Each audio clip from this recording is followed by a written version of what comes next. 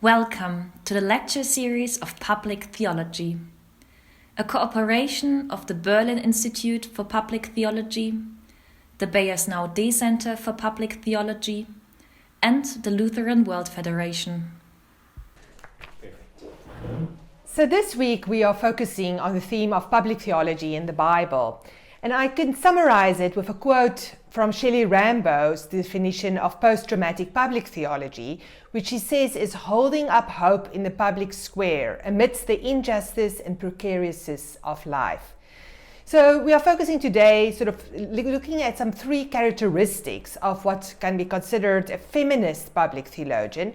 and sort of thinking about that in my own context in South Africa, but also as that relate to the global world also today. And finally, also to note that I am a feminist biblical interpreter, so I will be drawing also some of the work that I've done in my work on the book of Jeremiah, reading it through the lens of feminist and post-colonial biblical interpretation, in a very how this book, in a very traumatizing context of war and displacement, sort of held up a vision of hope in the public square amidst the injustice and precariousness of life. So in the PowerPoint, you will see sort of how I have a section on outlining the task and function of the feminist public theologian. And the first task that I sort of highlight is light shining in darkness. Now, in her introduction to a collection of essays on post-traumatic public theology, Shelley Rambo defines the core characteristic of a public theologian as doing theology in a post-traumatic world is to serve as a constructive visionary that is engaged in the process of meaning making. So one could say that the public theologian is living in the world as it is, but is called to imagine the world as to be otherwise, thus helping people to see beyond their current circumstances, marred by the effects of violence and injustice. So therefore I say the first characteristic of a feminist public theologian as constructive visionary is to help people see light in places of darkness. And you will see in the PowerPoint there's a song by Fanny, This Little Light of Mine, which according to womanist biblical scholar Mitzi Smith, whose work you read this week, describes how the African-American activist Fannie Lou Hamer always sang this song, This Little Light of Mine, throughout the difficult years she and others around her were struggling to challenge unjust structures, even during the time she found herself in jail.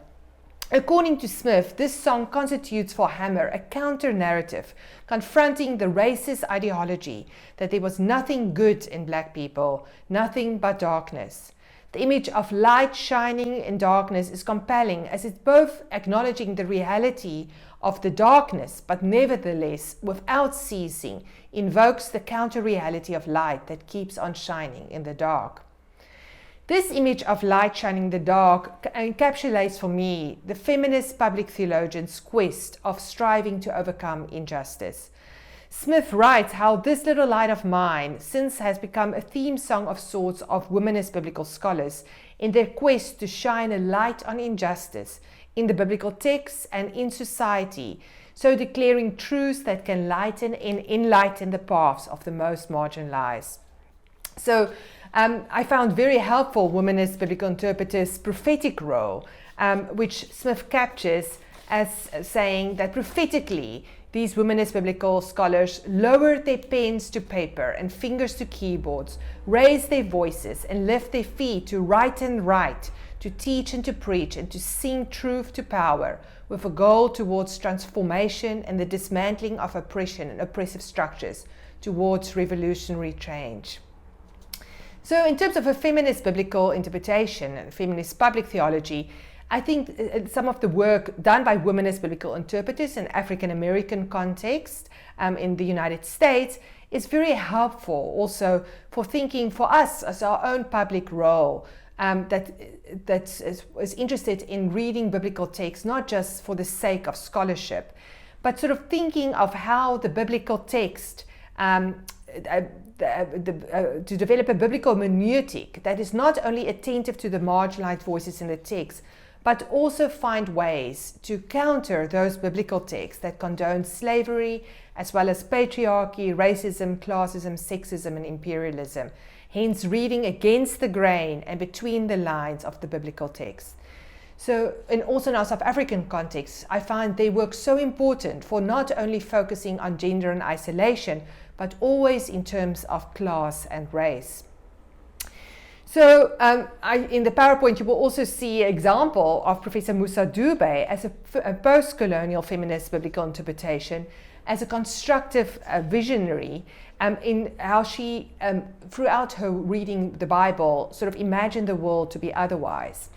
In 2018, she received an honorary doctorate from Stellenbosch University, and you will see there sort of a quote from her acceptance speech in which she, in the spirit of the prophet Ezekiel, proclaims life in the valley of dry bones. You can see in the PowerPoint also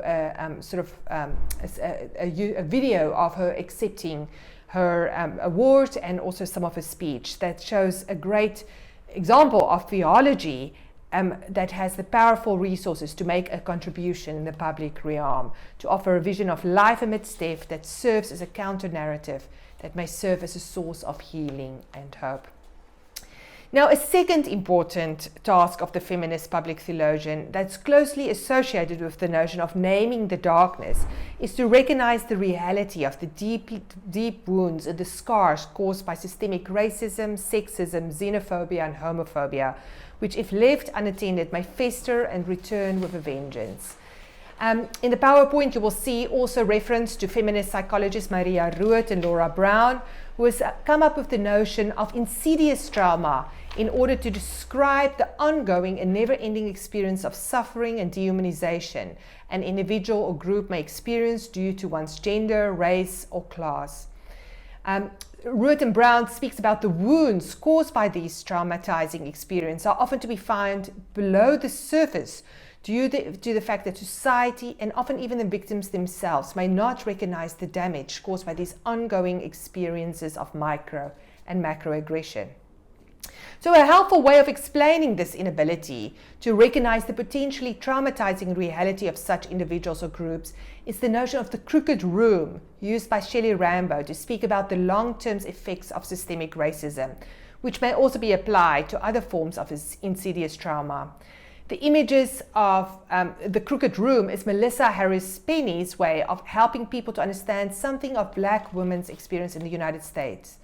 According to Harris Penny, the suffering African American women have endured and continues to endure by living in a society that's saturated by harmful stereotypes and distortions of reality can be likened to the hidden wounds created by the experience of having to live in a room that's crooked. This analogy has its roots in a psychological experiment that demonstrated that people who are required to sit on crooked chairs in a crooked room eventually began to believe that this situation is normal. As Harris Penny reminds us, to continually try to stand upright in a room made crooked, thus having to live in a skewed context where one is bombarded with greatly demeaning images of oneself and one's group, may cause long-lasting psychological damage to Black women, as also other women, minorities, and all individuals who find themselves in a situation of insidious trauma. Nevertheless, one does find some brave souls who are willing to challenge the architecture, recognizing for what it is, a distortion of reality, hence a crooked room. So Shelley Rambo speaks, for instance, how the racialized violence in the age of Ferguson and Black Lives Matter is rooted in the deep wounds of the United States' troubling history of race and the inability to adequately deal with the deep wounds caused by racism. But also in our South African context, one sees these festering wounds caused by apartheid and how it erupts once more with reference to the deeply dehumanizing effects of ongoing poverty. You will see in the PowerPoint references to, for instance, Nkosi Gola, who with great passion and anger speaks about shit theology concerning the crude infringement of basic human rights, with only 300 toilets for thousands of inhabitants in the informal settlements of Gugulethu and Khayelitsha, with numerous women and children being raped and murdered while going to relieve themselves at night. As well as a quote in the PowerPoint and regarding in times of Open Stellenbosch and Fees Must Fall, where some of the students speak about how they can't breathe in terms of the reality of systemic racism and sexism. A feminist public theology is thus concerned with facing the world with all its crookedness and helping to name the wounds below the surface. That's the first step in changing the reality. In terms of womanist biblical scholars, it's also the notion, the courage to say it as it is. Mitzi Smith speaks about womanist biblical scholars engaging in prophetic truth-telling at the risk of annoying the power brokers, at the risk of being demonized. Moreover, this act of naming the wounds should also go deeper than merely focusing on one level of injustice. An intersectional understanding of gender requires that one not only challenges the systemic nature of sexism, but also consider how it intersects with systemic racism and the devastating effects of poverty. That includes attention to factors such as globalization, colonization, and capitalism that collectively cause those who are most vulnerable to suffer even more. A third important task of the feminist public theologian that's deeply rooted in the ability to imagine the world to be otherwise is to actively engage what Shelley Rambo calls wound work, that is going beyond merely surfacing the wounds, but also attending to the wounds by means of touching, cleaning, and applying balm with the distinct purpose of healing.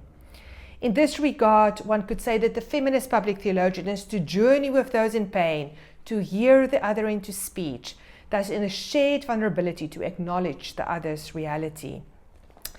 Examples in our South African context, including Mercy Ambo-Oyedewu or Denise Ackermans, have set profound examples by calling the people of this traumatized land to lament the deep wounds left by HIV/AIDS, by the atrocities of the cruel apartheid regime, by the great inequality between rich and poor that seems to be growing bigger by the day. I love what Shelley Rambo speaks about the healing ministry of touch and being touched, as exemplified in Jesus' numerous acts of moving closer and touching the wounds of the most undesirables, the lepers and the woman who bled all the time, sort of in a bold act that once more reinscribed value to what had been constantly and blatantly devalued. To touch the wounds caused by racism, sexism, homophobia, and poverty is thus rooted in what Rambo describes as the vision of fierce care that affirms the inherent goodness of bodies, the touching of the wounds that signals an unwavering commitment to life itself in context of ongoing dehumanization and devaluation. So in this notion is also the reality, again, what Shelley Rambo has spoken about, the notion of hope, to be able to help people to look differently from the sight of ruins. It's to help individuals and groups to cultivate new capacities for imagining life, drawing on values such as compassion, justice, resistance, and resilience. But nevertheless, understanding how deep some of these scars, the wounds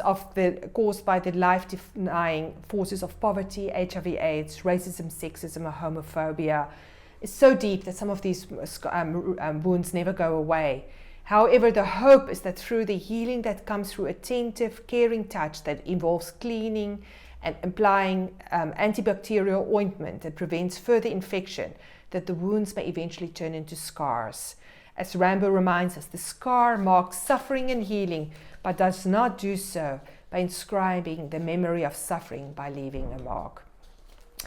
In the rest of the readings that you are doing today, I show then from the book of Jeremiah something of this wound work, that's notion in terms of the prophet having to deal with the incredible trauma and the violence of imperial violence and what has done to the people. How the prophet, Kathleen O'Connor speaks about the prophet as doing the life-saving works of a preacher, poet, theologian. He looks at his people's situation, he lives among them and sees their world. He names it, he reframes it by imaginatively in reinventing traditions they share. This interpretive work rebuilds them into a people. So you will see in the article that you will also to read this week regarding systemic violence in Jeremiah 4-6, the notion of uncovering the wounds in Jeremiah in terms of the Babylonian empires, the imperial violence portrayed in this book. But also the systemic nature of that, how factors such as class and gender, ethnicity is responsible for structural violence that inflicting also for wounds that threaten the health of the entire community.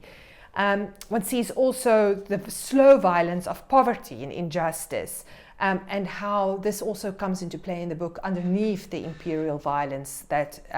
the Babylonian Empire has caused to destroy the people. But then also how one finds in Jeremiah some very troubling images of that employs violence against a female body in order to portray the reality and effects of imperial violence. One foresees, for instance, a very disturbing example in Jeremiah 13:22, when the metaphor of rape is used in order to describe the violent acts of breaking down the city's walls, entering the city and her building. So, in terms of a feminist biblical interpreter, as a public theologian, how important it is to name these examples of violence in the book, but how it's also important to find ways to bind up the wounds in the book of Jeremiah. And I draw then on the work of Carolyn Sharp, who speaks about names two strategies for responding to the manifold description of violence in the book of Jeremiah. And the first is lament, the notion also of lament as resistance, the lament also to say what is, who's vulnerable, who's lost, and also to decline to be complicit in the erasure of pain and brokenness from communal memory. And we see then in the book of Jeremiah how lament is such an important notion. That's also, I've also highlighted in the article, that's sort of additional reading in terms of the wailing woman, the keeners, as a way of resisting also violence. But then a second strategy that Sharp highlights is the notion of transgression, that forms such an important role of the feminist biblical interpreter who embraces a public theological role. It's the commitment of reading otherwise, of reading against the grain of the text. Sharp defines transgression as the privileging of creative interventions, ancient and contemporary, that resist or reframe destructive societal norms. So once again, as we are trying to figure out how to deal with the inequality in our own country, you will see in the PowerPoint also this notion of unequal scenes, where Stellenbosch is right next to Kayamandi township, and you see sort of how the wealthiest of the wealthy live in sort of right next to the poorest of the poor. Also in my country, which sexual violence against female bodies is rampant. South Africa has been called the rape capital of the world. But how sort of the biblical text, also the way it depicts sexual violence, how one has to resist any instance of where violence is normalized. But then in the final instance of how the public theologian, the feminist public theologian, is there to imagine hope and bring about visions of hope and restoring health amidst the people, healing the wounds, which is found in the midst of the book of Jeremiah. And that inspire us also, that this hope of healing and peace held up by the prophet may inspire people to face their reality with new vigor, so as to name what should be fixed, to mend what is broken, and to strive to embrace values such as justice, equality, human dignity, compassion, and love. Thank you.